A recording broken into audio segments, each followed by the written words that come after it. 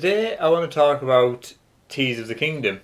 Now there's this article online where a games journalist for The Gamer has said Tears of the Kingdom would be much better without the combat.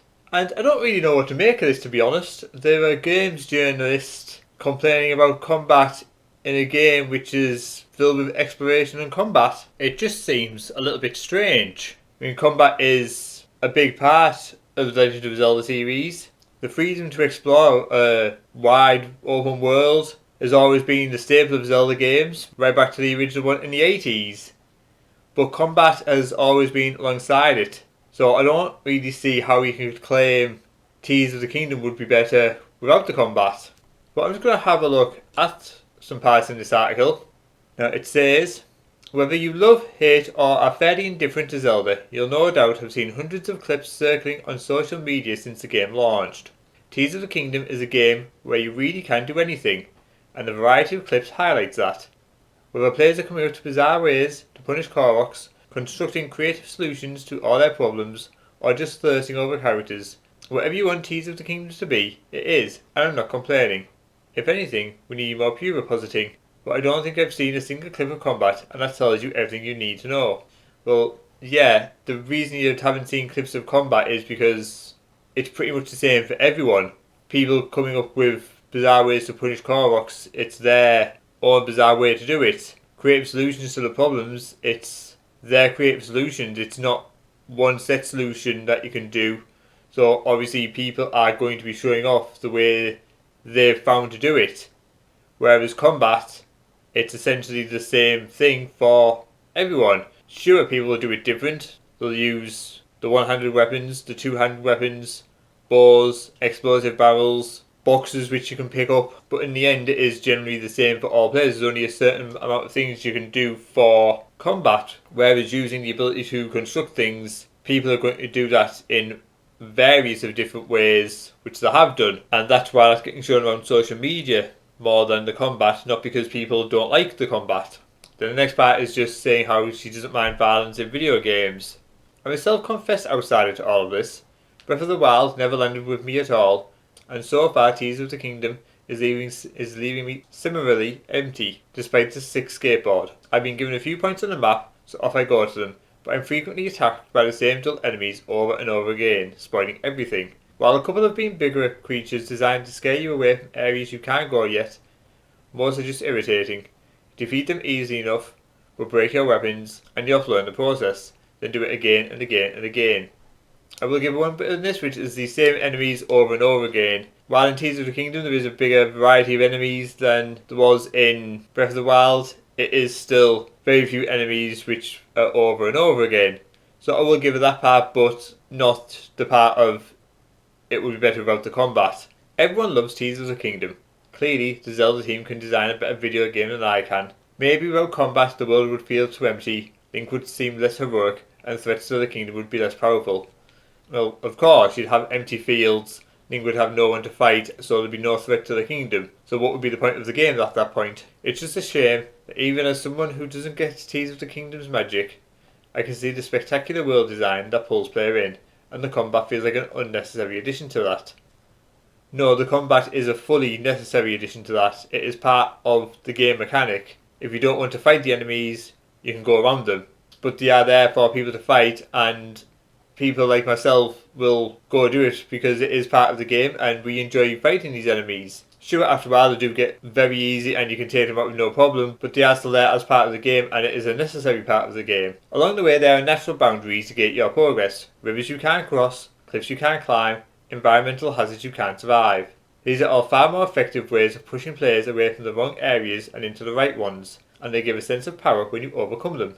With the bokoblins, they're often just a nuisance. I mean, if bokoblins are pushing you away from the wrong areas of the game and into the right ones, then I think that says more about your playing abilities. The bokoblins aren't a hard enemy. There's not many hard enemies in Tears of the Kingdom which I've come across. The Lionels are still one of the harder ones, but once you get the attack pattern down, they aren't too hard.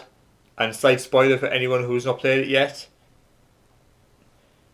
the worst one I've seen so far are the Gloomhands, which come out of nowhere. But bokoblins, they shouldn't be pushing you away from the wrong areas of the game. They're literally everywhere. A generous interpretation might suggest this is the point. You are free to run away from combat and it's not the main focus of the game. So it's generic to avoid players seeking it out. There are also the fact that boss battles have more weight to them, and it's natural to want weaker, easier enemies to teach you the ropes. Some of these boss battles have been shared online too, although it's mostly to show off Rocket Power Gundam rather than the battle itself. So does she have an issue with the boss battles as well? So this is what I said. There, you are free to run away from the enemies if you want to. You don't have to engage them, but they are there as part of the game mechanic to fight. You use it to, as she says, teach you the ropes of combat for if it's the first time playing it. I mean, what you're going to do, go straight off to fight the bosses without any knowledge of the combat in it? It's just crazy to think that this game's journalist thinks a game about exploration and combat doesn't need the combat. It's a large portion of the game you would be taken out if it wasn't there. And I don't think the game would be as good or as well received if Nintendo had left the combat out of it. Of course, Tears of the Kingdom is not in need of people's generosity. The reality is just that the combat is boring and by far the game's weakest aspect. Tears of the Kingdom is a very clever video game that reinvents systems and makes the world seem fresh, despite largely being a reskinned map. But even away from the breakable weapons, which complements the game's philosophy, despite their controversy, the combat just stinks. It bores me, and even when I'm trying my hardest to get into Tears of the Kingdom, fighting instantly puts me off. It's not like I'm getting faced with constant game overs and being too stubborn to understand that I'm not strong enough yet. I'm winning. It's still boring. I'm wanting to explore somewhere, then being dragged into too many fights usually makes me put the game down. Saying this one thing in Zelda feels bad is futile, because those absorbed by it love it unconditionally, and those who don't get it will have a laundry list of complaints. But this is surely the one thing to unite us. Combat in Tears of the Kingdom is so boring, and it's okay to admit it. No, it's not one thing that unites us. I personally do enjoy the combat in Tears of the Kingdom. I'm sure other players of Tears of the Kingdom enjoy the combat in it. Can it get repetitive? Yes, there's only so many different variants of enemies in the game.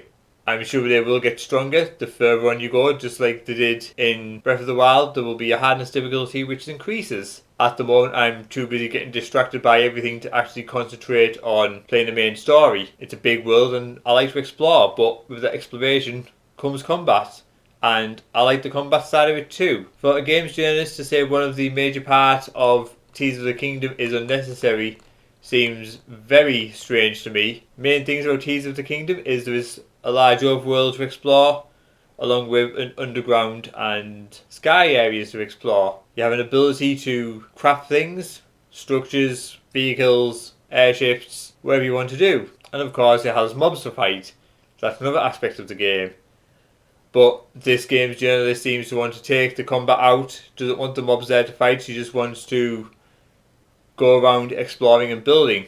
Well, I have good news for you, there is a game for that. It's called Minecraft and you can play it on peaceful mode. There's no combat in that then. You can explore and build to your heart's desire. But what do you guys think about this idea that Tears of the Kingdom would be better without the combat? Do you agree with it?